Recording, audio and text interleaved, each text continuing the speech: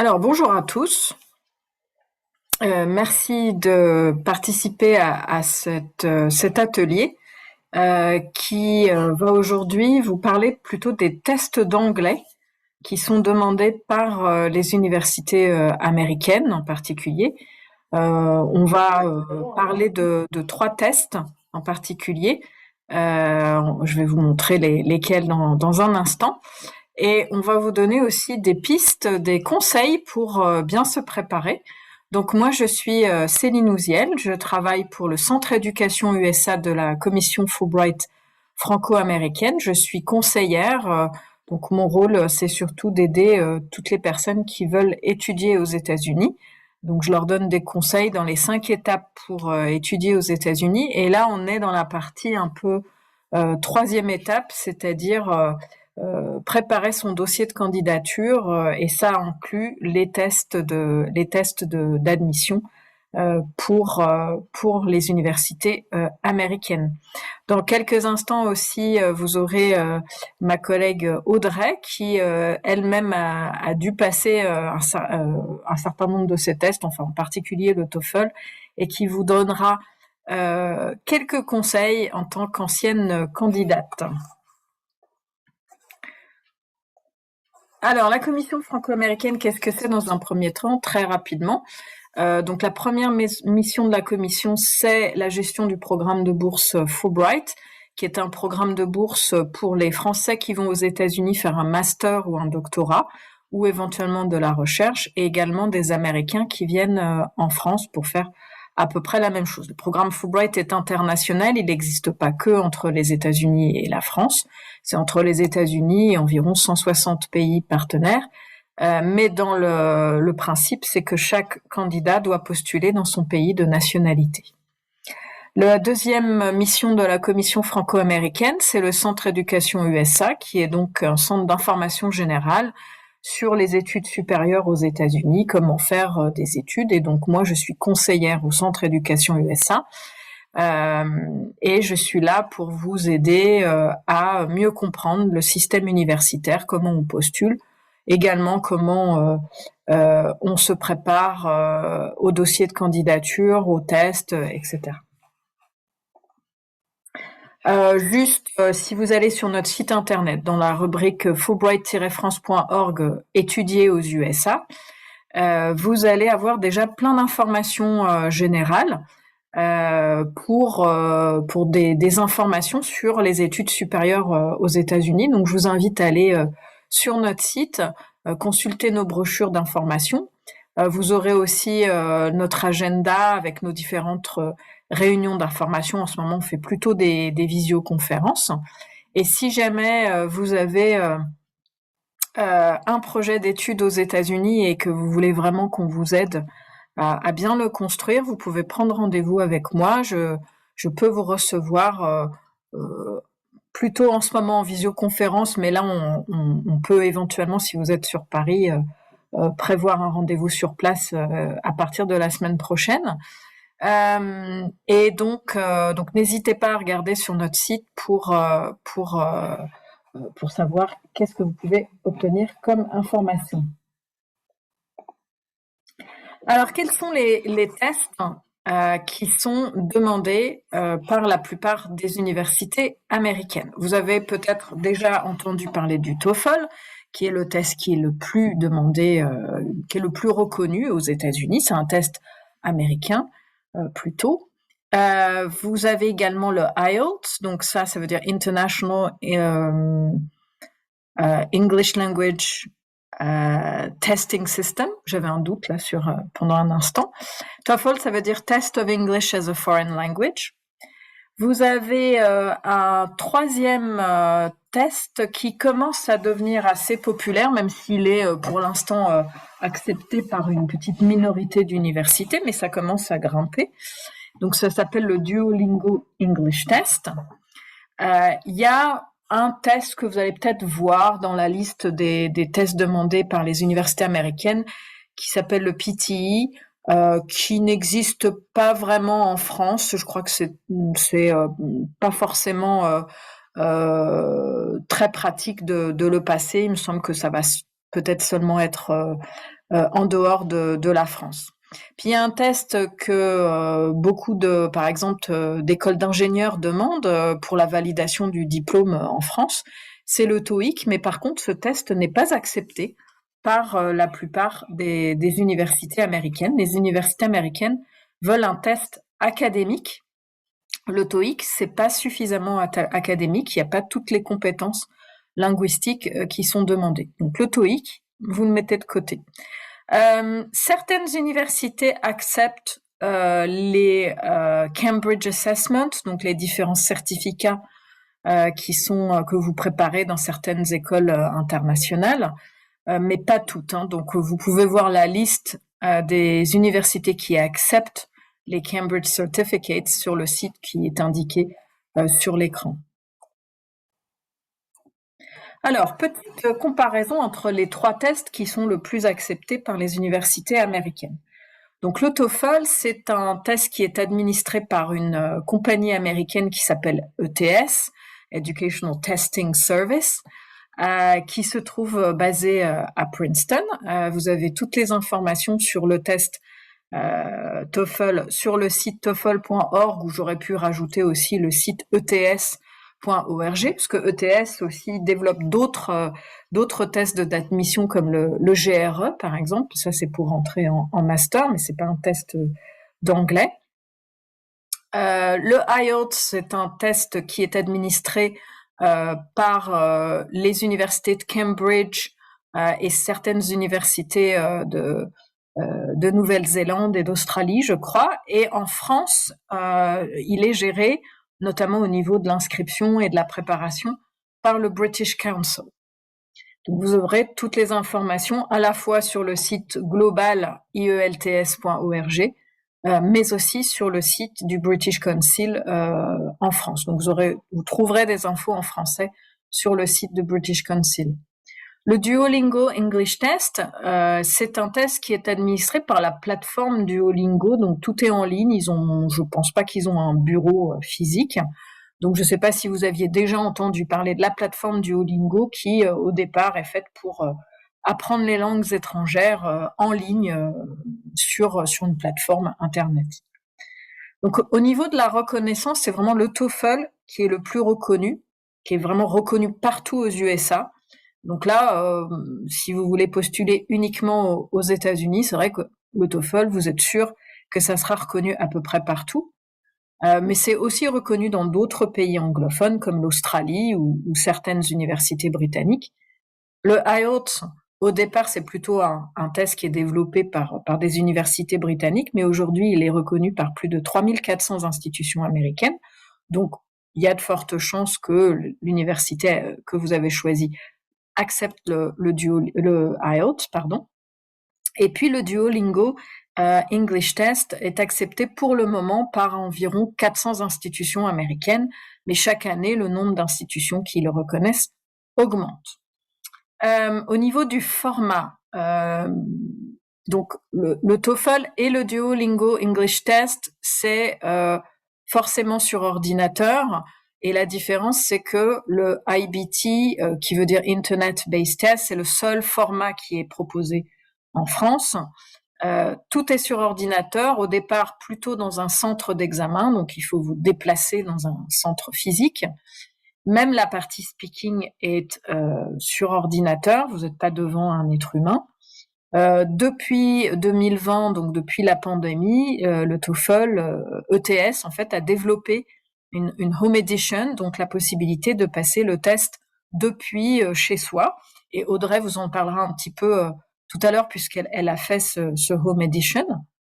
Le Duolingo English Test est toujours uniquement home edition. On peut le faire à peu près n'importe où, à condition d'avoir le matériel et l'environnement requis.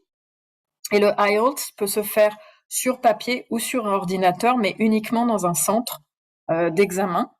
Même si pendant la pandémie, ils avaient créé un test qui était possible de faire depuis chez soi, mais depuis l'année dernière, il a été supprimé. Donc il faut de toute façon se déplacer dans un centre géré par le British Council.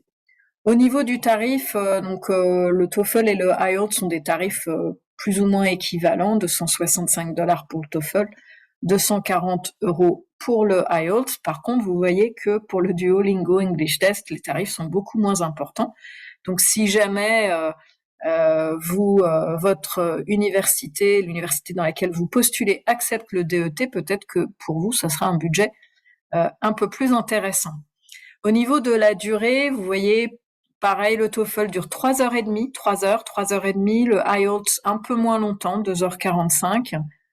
Et le Duolingo English Test, c'est celui qui dure le plus longtemps, donc il suffit simplement de monopoliser 1 heure de votre temps, un peu n'importe quand dans la journée. Au niveau des scores, on va voir des comparaisons tout à l'heure entre les 3 tests, mais le score maximum pour le TOEFL, c'est 120, pour le IELTS, c'est 9, et pour le Duolingo, 160. Vous avez les résultats, ça dépend un petit peu du format du test, mais pour le TOEFL, ça met entre 6 et 10 jours, c'est-à-dire qu'en fait, vous avez accès à vos scores en ligne au bout de 6 jours. Mais après, pour l'envoi des scores officiels aux universités d'accueil, parce que c'est pas vous qui allez envoyer les scores, il faut demander à ETS à ce qu'ils soient envoyés directement par le centre d'examen, pas le centre d'examen, mais par ETS à Princeton, en fait. Donc, ça peut mettre un petit peu de temps. Donc, nous, on vous conseille quand même de prévoir une date de passage de test au moins 1 mois avant la date limite de l'université. Comme ça, il y a bien le temps pour que les résultats arrivent dans votre université d'accueil. Pour le IELTS, c'est un peu pareil, entre 3 à 5 jours si vous faites le test sur ordinateur, mais il faut compter quand même un minimum de 13 jours pour que les scores soient envoyés de façon officielle.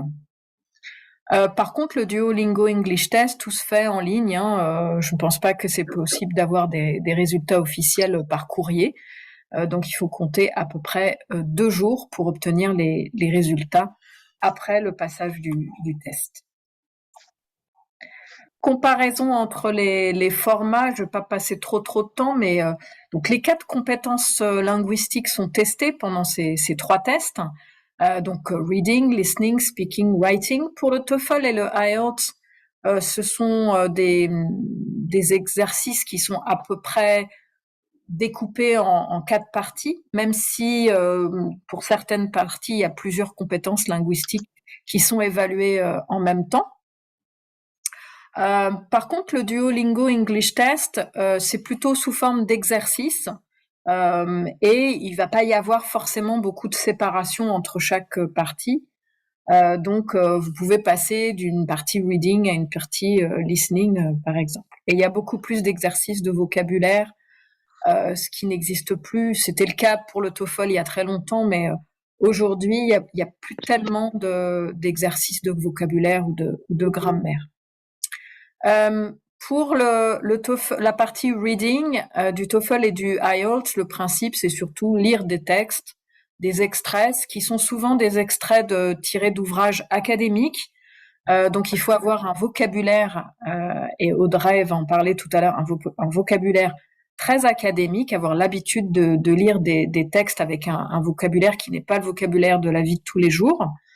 Et on vous demande ensuite de répondre à des questions, soit des QCM, soit aussi des questions ouvertes.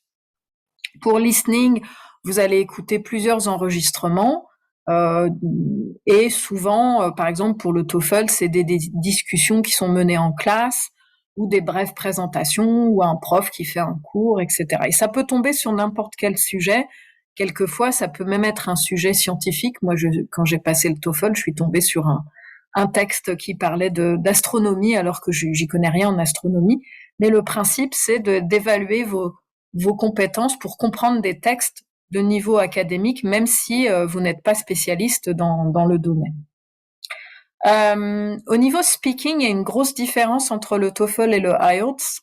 C'est que pour le TOEFL, on va vous demander d'enregistrer votre voix. Et vous ne parlerez jamais à un être humain, vous serez toujours devant l'ordinateur, alors que la partie pour le IELTS, c'est une discussion avec un examinateur, un vrai être humain.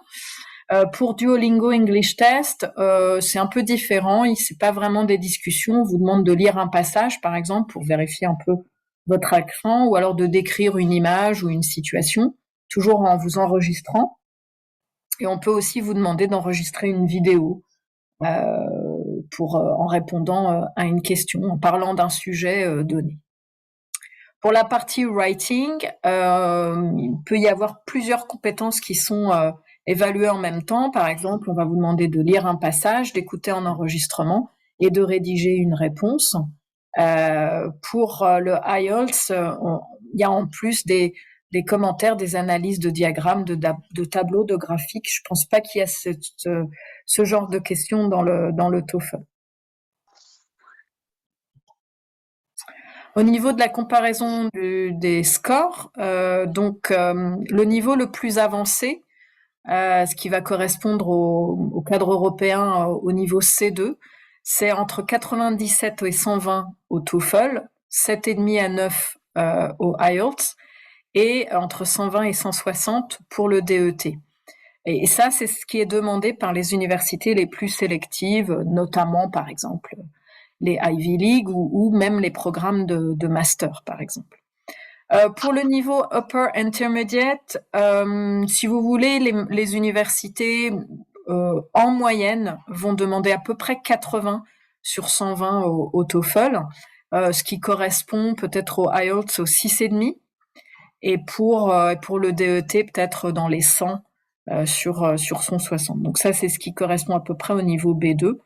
Et puis, niveau intermediate basic, généralement, donc par exemple les community college, qui sont des établissements qui acceptent à peu près tout le monde, qui sont pas très sélectifs, vont accepter des scores au TOEFL qui tournent autour de 45, ce qui peut représenter à peu près 5 sur le IELTS.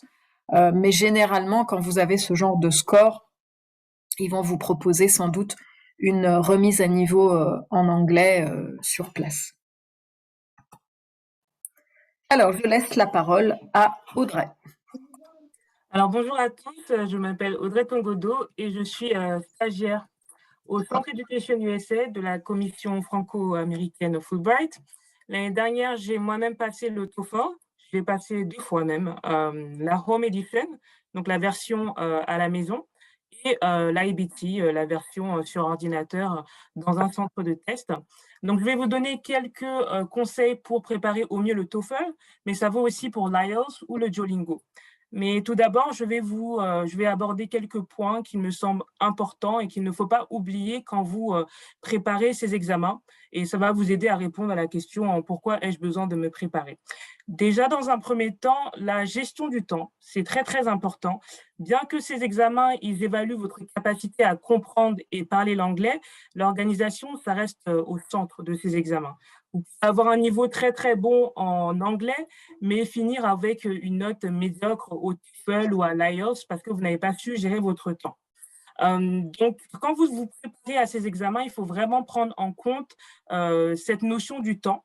Je dis ça parce que la plupart du temps, quand on veut se préparer pour le TOEFL, l'IELTS, on va chercher un peu du matériel de révision sur Internet, on va acheter beaucoup de livres, on va apprendre des listes de vocabulaire pendant 5 heures, 10 heures. C'est pas vraiment comme ça que vous allez avoir une bonne note au TOEFL, à l'IELTS ou au Duolingo, parce qu'il faut vraiment apprendre à gérer votre temps. Et c'est surtout vrai pour le TOEFL et l'IELTS, parce que ce sont des examens qui durent assez longtemps, donc minimum 2h30. Donc, il faut vraiment savoir organiser votre temps. Après, la gestion du temps, ça peut vous aider aussi pour la gestion du stress. Ça va de pair, parce que plus vous saurez comment gérer votre temps, moins vous serez stressé. Et c'est surtout vrai pour le TOEFL et l'IELTS, parce que ce sont des examens qui sont assez éprouvants. Après ça, l'endurance. Bon, je vais développer un peu cette partie quand je vais vous donner des conseils par la suite, mais c'est votre aptitude à gérer la fatigue, notamment pour le TOEFL et l'IELTS qui durent assez longtemps, comme je l'ai dit tout à l'heure. Et la dernière chose, c'est faire la différence entre l'anglais, on va dire, explicite et l'anglais implicite. Bon, on a dit que c'était l'anglais académique et l'anglais social. C'est plutôt le premier degré et le second degré. Donc, quand vous apprenez l'anglais, quand vous apprenez des listes de mots, il faut vraiment se mettre dans un état d'esprit. C'est pour ça que je vous ai dit tout à l'heure de ne pas forcément passer trop de temps sur apprendre des listes de mots parce qu'il faut savoir comment ces mots s'utilisent. Et donc, pour ça, il faut vraiment se mettre dans un état d'esprit. Par exemple, dans le TOEFL, dans la partie compréhension orale, on va vous demander qu'est-ce que le professeur a voulu dire en disant cette phrase ou cette expression. Donc, il faut être capable de comprendre les mots de la phrase et de l'extrait, mais il faut être capable aussi de replacer ça dans le contexte. C'est vraiment très, très important. Donc, après, on va passer au conseil.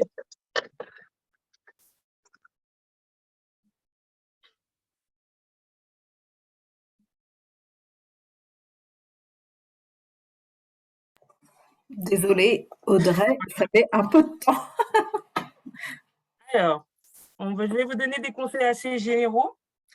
Dans un premier temps, pour le TOEFL, l'IELTS, le Duolingo, beaucoup plus pour le TOEFL et l'IELTS, il faut déjà avoir un niveau intermédiaire ou avancé avant de vous inscrire à ces examens. Parce que ce n'est pas en préparant le TOEFL ou l'IELTS que vous allez améliorer votre anglais ou que vous allez avoir par la suite une meilleure note à ces examens. Donc, vous pouvez vous demander, mais comment est-ce que je peux connaître mon niveau si je ne passe pas ces examens? C'est très, très simple. Si lorsque vous apprenez les annales, que vous révisez avec le matériel qu'on vous donnera tout à l'heure aussi à la fin du webinaire, si vous ne comprenez pas plus de 50% de ce qu'il y a décrit, c'est que vous n'êtes tout simplement pas prêt. Donc, ce serait beaucoup mieux pour vous de passer un peu plus de temps sur apprendre l'anglais, sur consolider vos bases en grammaire, en vocabulaire, avant de vous préparer au TOEFL ou l'IELTS, parce que ce sont des examens qui sont quand même assez spécifiques. Voilà, il faut déjà avoir un bon niveau pour espérer avoir une bonne note et une note qui vous permettra d'entrer dans les meilleures écoles, dans les meilleures universités américaines en niveau licence ou master ou après doctorat. L'autre chose, c'est qu'il faut minimum, on va dire, un mois pour vous préparer. Bon, ça dépend du niveau. Hein. Si vous êtes déjà assez à l'aise en anglais, que votre niveau tourne autour du niveau C1, C2, bien sûr, vous allez passer un peu moins de temps, mais on conseille quand même un mois parce qu'il faut s'habituer au test. Il faut comprendre ce que l'on vous demande avant d'espérer avoir une bonne note à ces examens. Par la suite, il faut vérifier en fait ce que l'université américaine exige. Comme Madame Wiesel l'a dit tout à l'heure, il y a des universités qui sont un peu plus exigeantes. On va vous demander 80, 90, mais enfin exigence environ 100. Pour les moins exigeantes, ça sera plutôt du 85, 90. Mais si vous comptez rentrer dans les meilleures universités, généralement, ça tourne autour du 100, du 105. Et il faut aussi vérifier le minimum qu'on vous demande dans chaque section du test. Par exemple, il y a des universités qui vont vous demander d'avoir un minimum de 100. Mais pour, par exemple, la partie compréhension orale, on va vous demander 25 et pour les autres parties aussi 25. Donc, il faut être vraiment sûr de ça avant de vous préparer à ces examens. Après, il faut aussi se familiariser au test. Madame Louisiel l'a dit aussi tout à l'heure, le test TOEFL et l'IELTS, ce sont vraiment des tests qui sont très académiques. Donc, parfois, vous allez avoir des textes qui sont très scientifiques. Bon, on ne va pas vous demander de faire des maths, de résoudre des équations à deux inconnus. Non, on ne va pas vous demander ça dans le TOEFL ou dans l'IELTS, mais il faut être capable de connaître le vocabulaire, scientifique, par exemple, je ne sais pas, de la flore ou de la faune, il faut quand même connaître du vocabulaire, même s'il ne faut pas y passer 10 heures, 15 heures par jour. Et donc, comment vous préparez à ces tests qui sont très académiques? Il faut lire la presse ou des articles académiques. On vous donnera quelques ressources après, à la fin du webinaire pour au mieux préparer ces examens. Puis, il faut quand même aussi faire attention à votre constance. Il faut être constant. Le TOEFL, c'est un examen américain. l'IELTS, c'est un examen britannique, mais ce n'est pas parce que le TOEFL est un examen américain que vous ne pouvez pas parler avec un accent britannique ou avoir un vocabulaire plutôt américain, l'anglais britannique. Il faut vraiment être constant. Si vous choisissez de parler uniquement en, on va dire, anglais britannique, faites-le tout au long de l'examen. Si vous choisissez d'avoir un accent britannique, faites-le tout au long de l'examen. Ne changez pas, n'utilisez pas des mots de l'anglais américain, puis de l'anglais britannique, mélangez tout. Voilà, ça va avoir un impact négatif sur votre note finale. Donc, soyez consistant. Mais le dernier point que je voudrais aborder, c'est le TOEFL Home Edition. Moi-même, je l'ai passé et une chose qu'il faut absolument retenir, c'est qu'il faut vérifier votre équipement avant de vous inscrire. Parce que le TOEFL Home Edition, il ne se passe pas n'importe où. Il faut être dans une pièce qui est fermée, close. Il va falloir que vous ayez vous soyez dos à une porte.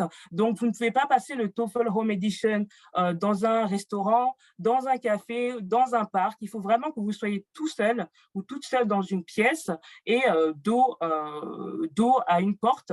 Vous n'aurez pas le droit de mettre des écouteurs.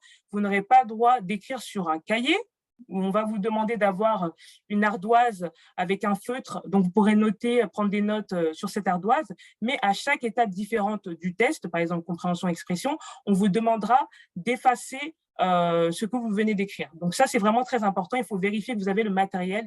Il faut être prêt physiquement avec tout le matériel, mais aussi mentalement, parce que bien que vous serez tout seul dans une pièce à passer l'examen, vous allez être, on va vous surveiller à distance. Vous ne verrez pas l'examinateur, mais lui, il vous verra. Donc, il faut vraiment être conscient de ça et être bien préparé avant de passer le TOEFL Home Edition. Voilà. C'est tout pour moi. Merci beaucoup, Audrey. Maintenant, je vais vous donner quelques petites pistes pour que vous puissiez déjà, dans un premier temps, vous préparer gratuitement à chacun de ces 3 tests. Donc, pour le TOEFL, si vous regardez sur le site ets.org, dans la rubrique TOEFL, vous allez voir plein de préparations gratuites. Donc, par exemple, il y a les Free Practice Tests que vous pouvez télécharger et qui vous permettent d'avoir accès à des annales, en fait. Donc, vous pouvez, même si vous voulez, si vous vous minutez vous-même, vous pouvez passer le test presque en temps réel. Bon, il y aura personne pour vous surveiller. Et je pense que vous avez des résultats un petit peu partiels. Par contre, ça sera évidemment pas corrigé par un être humain par la suite. Ensuite, vous avez une application que vous pouvez télécharger sur votre smartphone, par exemple, où vous pourrez vous entraîner petit à petit. Et il y a une formule de préparation en ligne que je trouve très bien faite, qui s'appelle le TOEFL MOOC. MOOC, ça veut dire Massive Open Online Courses. Ce sont des cours de préparation en ligne qui sont gratuites et ouvertes à tous. Et là, c'est une formation qui est sur 6 semaines où on vous aide à vous préparer par vous-même au TOEFL. C'est la plateforme EDX qui propose en collaboration avec ETS cette préparation qui est vraiment très bien faite et qui est complètement gratuite, sauf si vous voulez un certificat, mais je pense que c'est pas très utile de payer le certificat en sachant que le but est de passer le TOEFL par la suite.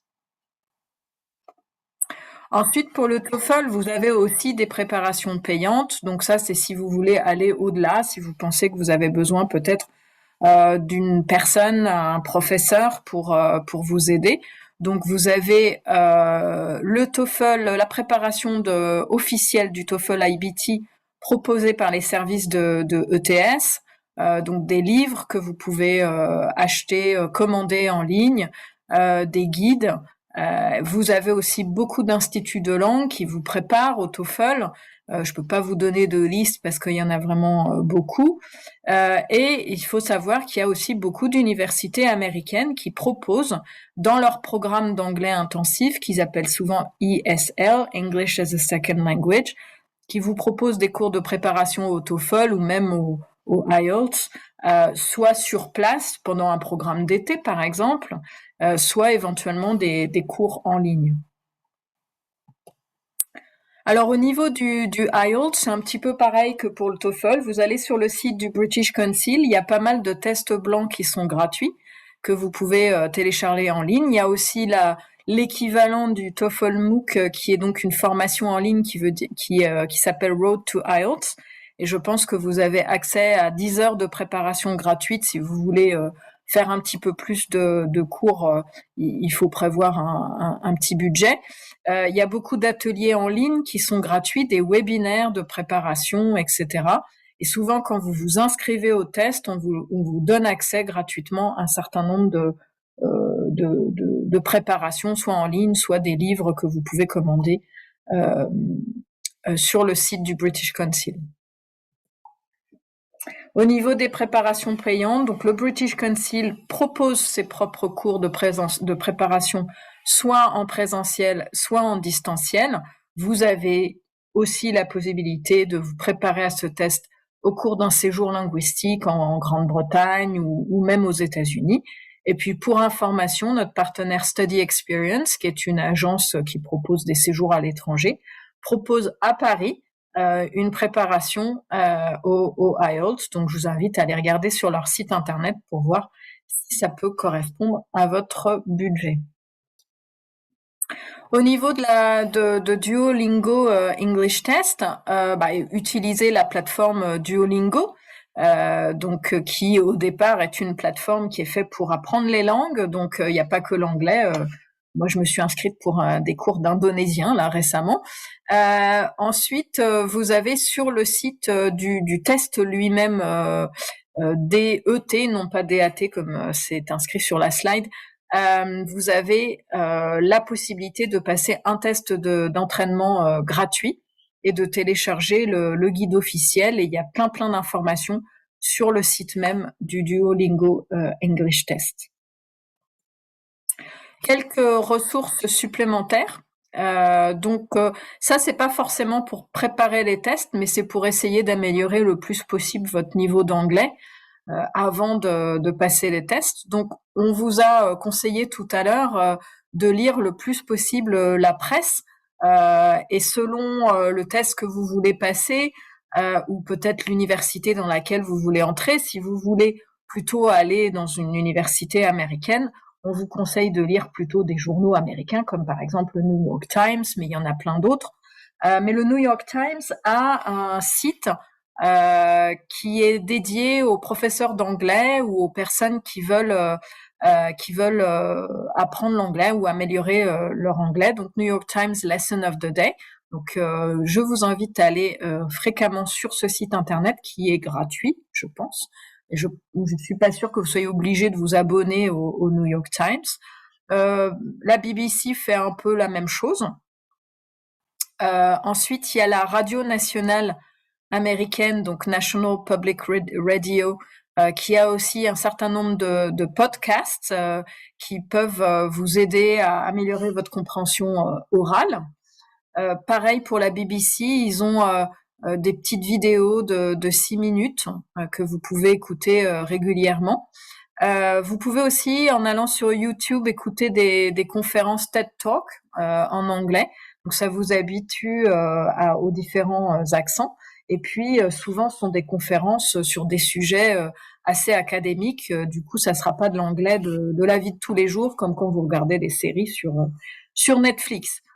Et puis un dernier site internet, Voice of America, où vous pouvez aussi trouver des activités ou des moyens d'améliorer votre compréhension orale, écrite, etc. Alors, maintenant, on passe aux questions. Donc, je vous invite à activer votre micro et poser directement. Alors, peut-être lever la main avant de désactiver votre micro.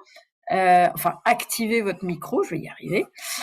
Ou alors, vous pouvez vous poser votre question directement sur le chat.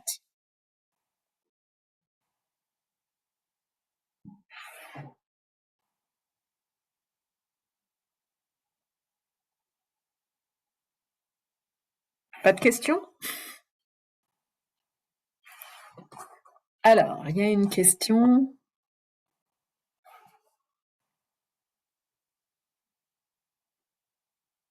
Oui. Donc Morgane qui demande combien de temps est valable le résultat du. Donc c'est une très bonne question, effectivement.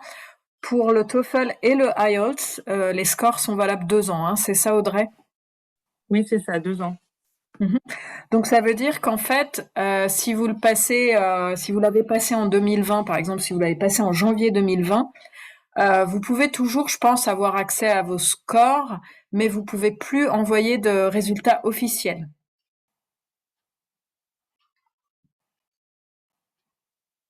D'autres questions? Oui? Alors, Allez-y. est-ce qu'on m'entend? Je ne sais pas. Oui, Bonjour, depuis vendredi bonjour. dernier. Est-ce que si on choisit de se représenter à l'examen, est-ce que c'est comme le SAT et seul le meilleur des résultats est valable, ou est-ce qu'on le passe une fois et on le passe une fois, quoi? Audrey, tu veux répondre à cette question peut-être? Et bien sûr, c'est pour le TOEFL, c'est ça? Le TOEFL, oui. En fait, vous pouvez passer le test autant que vous voulez, mais il faut Mhm. avoir un minimum entre les 2 sessions, minimum 5 jours, de 3 à 5 jours avant de passer une nouvelle fois l'examen. Et en fait, sur le site ITS, vous allez avoir le TOEFL Best Score. En fait, il va prendre les meilleures notes des deux examens. Donc, ça vous fait une autre grille de TOEFL, mais il y a certaines universités qui n'acceptent pas le TOEFL Best Score, mais vous pouvez passer le TOEFL autant de fois que vous voulez, hein. Il n'y a pas de problème. D'accord. D'accord, ok. Merci beaucoup. Je vous en prie. Il y a une personne qui demande est-ce qu'on peut avoir les liens des ressources par mail. Je vais vous envoyer tous ceux qui se sont inscrits. Je vous enverrai le PowerPoint.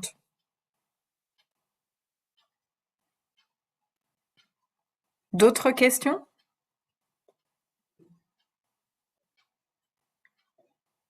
Magali? Oui, bonjour. Bonjour. Je ne sais pas si vous m'entendez parce que j'ai un Oui. casque. Oui, très bien, merci. Y a-t-il des tests qui sont, alors je pense à l'université de New York, est-ce qu'il y a un test quand même qui est favorisé ou pas, ou c'est vraiment que le résultat qui compte? Je pense que, par exemple, Duolingo, parce qu'il est moins cher, est-ce que si on passe celui-ci, ça peut être un frein, enfin, est-ce que, voilà, il y en a un qui est Si préféré? l'université le liste parmi les tests d'anglais acceptés, vous pouvez passer le test que vous voulez.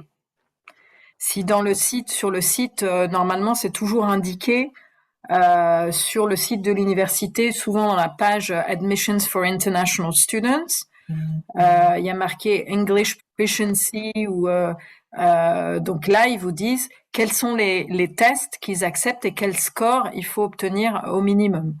Donc, si le Duolingo est indiqué, vous pouvez tout à fait passer le Duolingo. S'ils veulent pas le Duolingo, ils le mettront pas. Donc, c'est pour ça qu'il faut vraiment vérifier avant de passer l'un de ces 3 tests, celui qui va être accepté par les universités que vous avez choisies. D'accord, merci. Mhm.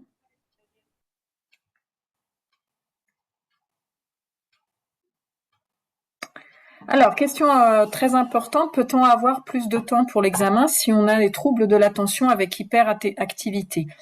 Oui, normalement, en tout cas pour le TOEFL, et je suis pratiquement sûre que c'est pareil pour le IELTS ou le Duolingo, il y a la possibilité de demander un aménagement particulier. Je pense que le TOEFL, il faut écrire au service d'ETS pour demander ce temps supplémentaire.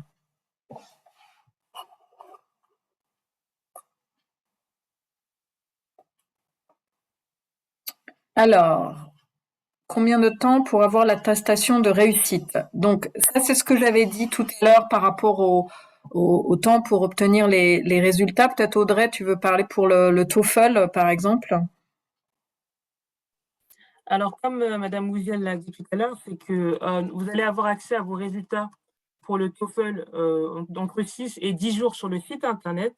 Mais après, il faut préciser que vous voulez aussi qu'on vous envoie par boîte postale. Donc là, ça peut prendre un peu plus de temps, 2 ou 3 semaines. Voilà. C'est pour ça on vous conseille quand même de prévoir un test au moins un mois avant la date limite de l'université, voire plus, parce que si du coup votre score vous satisfait pas, du coup ça vous laisse quand même un petit peu plus de marge pour le repasser si besoin. Pour le IELTS, il faut compter au minimum 13 jours, hein, donc pareil, voilà. Par contre, le Duolingo, c'est assez rapide, hein.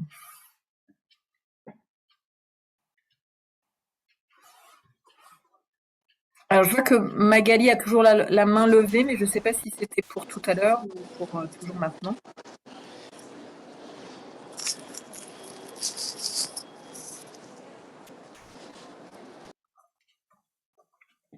D'autres questions? Alors, une personne qui demande est-ce qu'on va faire la même chose pour le SAT et le ACT?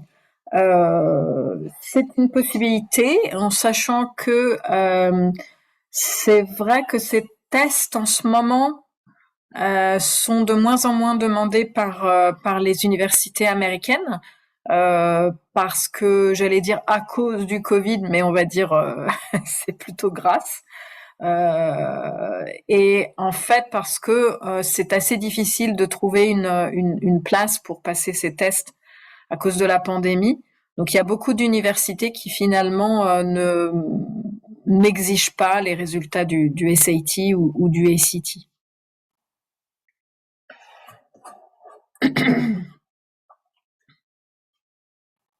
Ah oui, donc est-ce qu'ils prennent la meilleure note pour le TOEFL? Je n'ai pas bien compris. Est-ce que tu peux réexpliquer le système Best Scores? Bien sûr. Oui. Alors, vous pouvez passer le test TOEFL autant de fois que vous voulez, donc 1, 2, 3, 5, 10 fois. Et donc, sur le site, en fait, ITS, vous aurez une section Best Score. Donc, avec les meilleures notes que vous avez eues à chaque examen. Par exemple, vous avez eu, je ne sais pas, 25 en compréhension orale pour le premier test, 24 en compréhension orale pour le deuxième test, on va prendre le 25. Donc ça sera votre best score de tous vos examens TOEFL réunis. Donc ça, c'est pas vraiment utilisé pour candidater dans les universités la plupart du temps, le TOEFL best score. Il faut que vous donniez complètement le score que vous avez eu à un des examens, peut-être la première fois ou la deuxième fois que vous le passez. Donc le TOEFL Best Score, c'est juste une indication de vos meilleurs scores, mais vous ne pourrez pas les utiliser pour candidater généralement dans les universités américaines. Je ne sais pas si c'est plus clair comme ça. En fait, quand vous recevez vos scores ou quand vous avez normalement un score report qui est le document officiel qui est souvent un PDF, vous allez, si vous l'avez passé plusieurs fois, vous allez avoir tous les résultats de tous les tests et après en dessous il y a marqué Best Scores qui va vous donner, en fait ils vont prendre pour les 4 parties, ils vont prendre les meilleures notes et ils vont calculer le Best Scores. Voilà, je sais pas si c'est Et compréhensible. généralement, dans les universités américaines, ils précisent qu'ils ne prennent pas le TOEFL Best Score.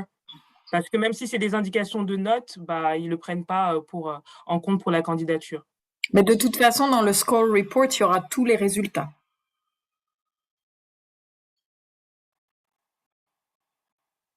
D'autres questions? Je regarde dans le chat.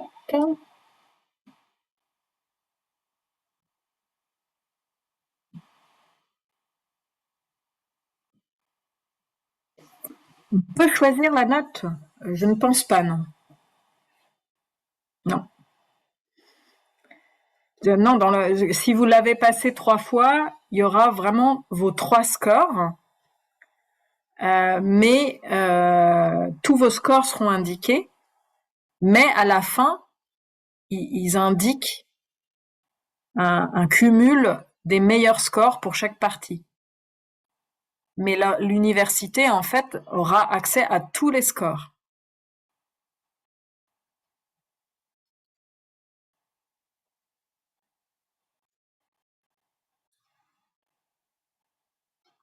D'autres questions? N'hésitez pas à lever la main et activer votre micro.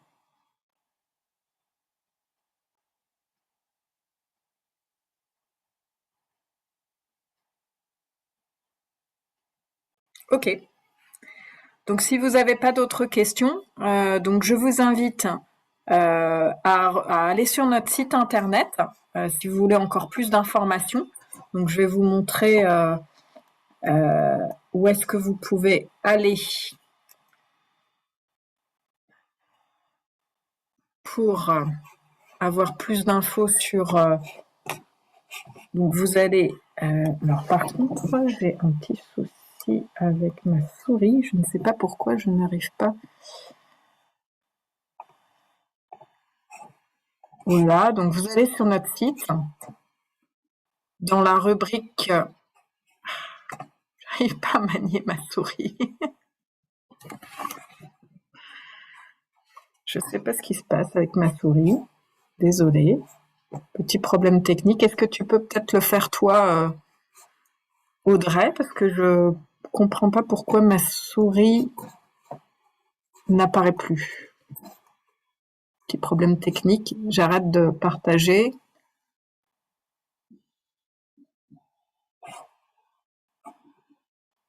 Alors, je partage mon écran. Mhm. Vous